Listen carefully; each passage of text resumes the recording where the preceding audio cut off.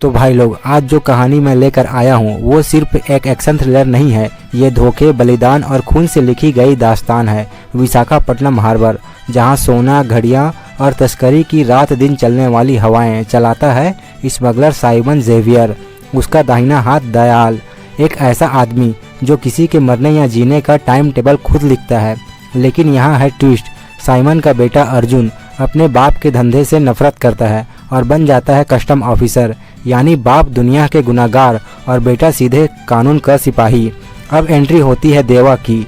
चेन्नई में एक सख्त बोर्डिंग हाउस चलाने वाला इंसान, लेकिन उसके अंदर दबी है एक पुरानी आग। जब उसका दोस्त राजशेखर मरता है तो देवा को शक होता है ये मौत दिल की नहीं बल्कि किसी के वार की है, और धीरे धीरे सामने आता है सच। राजशेखर ने बनाया था एक इलेक्ट्रिक चेयर जानवरों के लिए, लेकिन साइमन ने इसे इंसानों को मिटाने का हथियार बना डाला। उसकी बेटी प्रीति मजबूरी में इसे चलाती थी और देवा बन जाता है उसका ढाल। लेकिन असली चालाक खिलाड़ी है दयाल, जो खुद अंडरकवर पुलिस निकलता है। फिर शुरू होती है गेम। दिल की तस्करी, कुलियों की बलि और हर कदम पर धोखा। प्रीति का राज भी सामने बाहर आता है। वो दरअसल देवा की ही बेटी है, लेकिन वो अपने ही बाप को अंकल कहकर बुलाती है। क्लाइमेक्स की तरफ साइमन को पता चलता है कि उसके बाप का असली दुश्मन कोई और नहीं बल्कि यही देवा है। और अब देवा बताता है अपना अतीत। मांडवा का कुली लीडर 100 मजदूरों को बचाने के लिए 70 की कुर्बानी दी। उसी बगावत में मारा गया था साइमन का बाप जेवियर, और अब वही इतिहास दोहराया जाता है।